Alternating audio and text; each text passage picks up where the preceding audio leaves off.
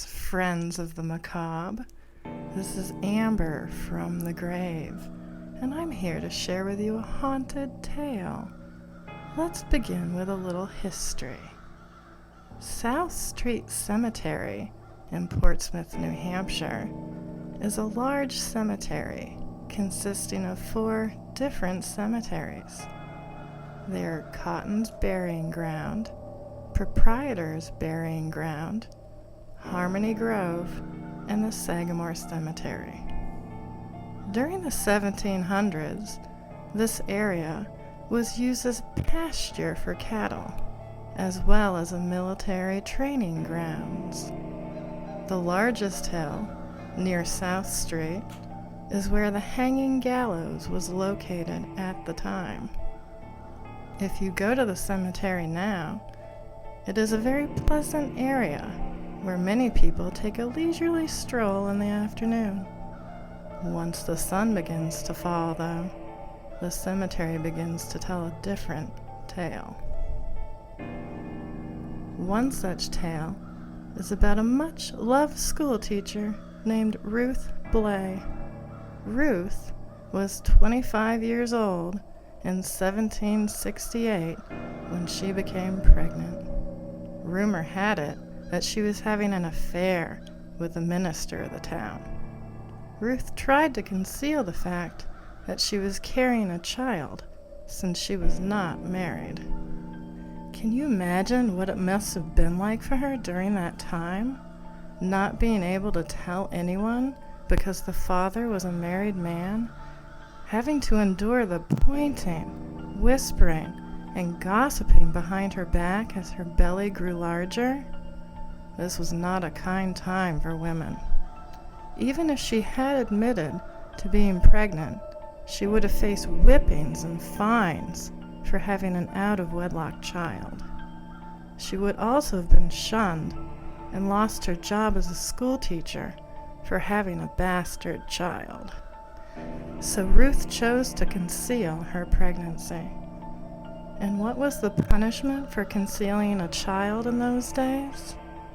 It was nothing more than a death sentence. Ruth had her child all alone. She claimed it was stillborn. She was exhausted and stressed after giving birth. Possibly not in her right mind, she wrapped the child up in a blanket and placed it beneath some loose floorboards in an old barn.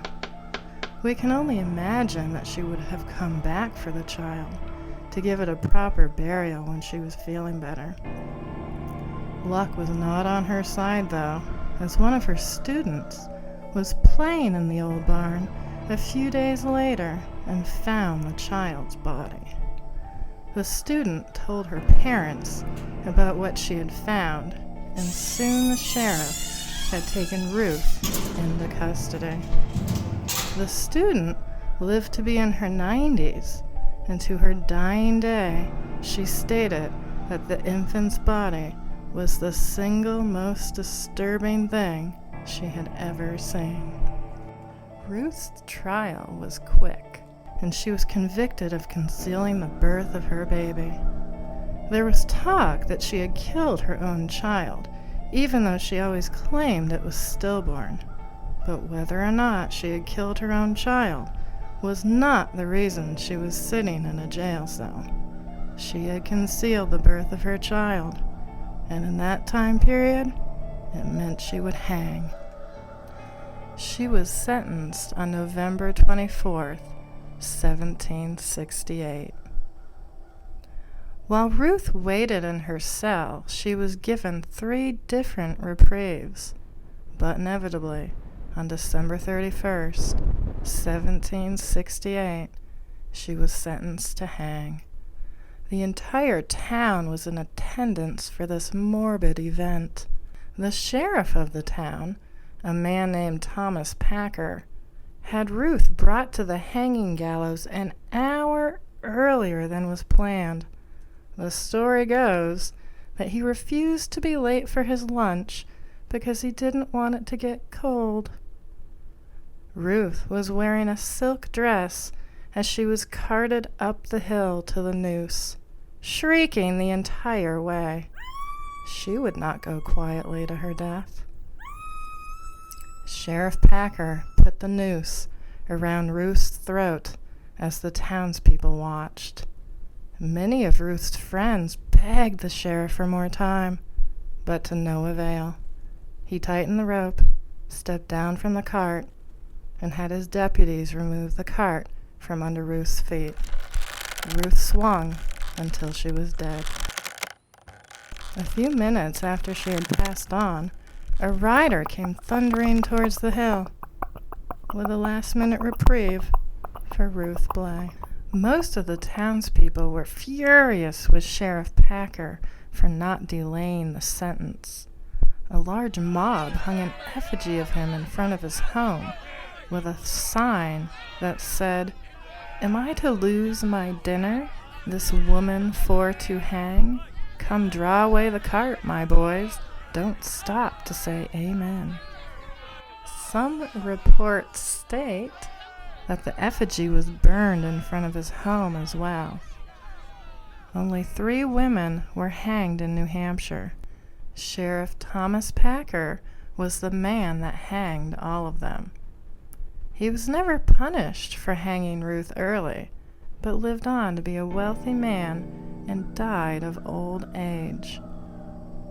Ruth was the last woman hanged in New Hampshire and is buried in an unmarked grave near the pond in South Street Cemetery.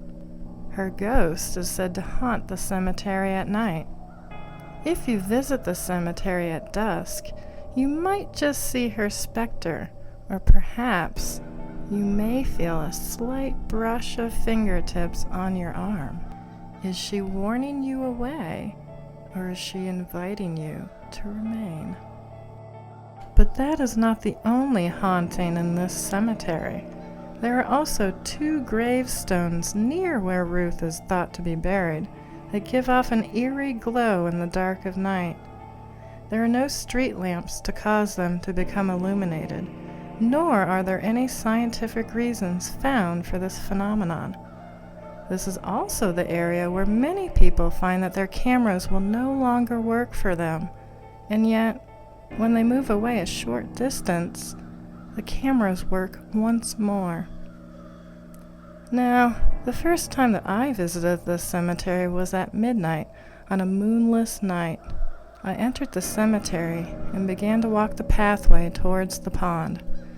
After I had taken no more than 20 steps, I noticed a strange glow coming from a tombstone across from the pond.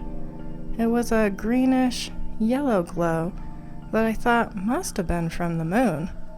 But there was no moon that night, nor were there any street lamps close by, or other people in the cemetery shining flashlights. I felt a bit uneasy, but nothing to make me leave.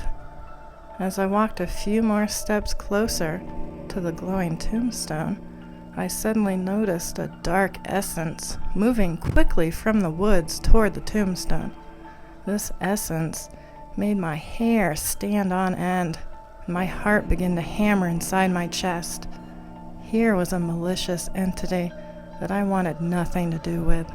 I panicked, though, was frozen to the spot.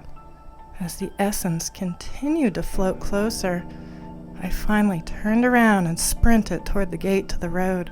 I looked behind me once to see if it was following, but it had stopped. It lingered right behind the glowing grave. Even though I was relieved it wasn't following me, I still felt that it was watching me, so I hurried to the car, drove away as quickly as possible. The next time I visited that cemetery, it was on a bright, sunshiny day. And this was the story of Ruth Blay and some of the hauntings that go on at South Street Cemetery.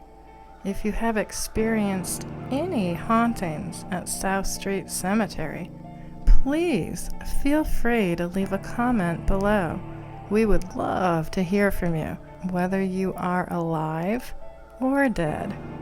Farewell, my friends of the macabre. Until next time.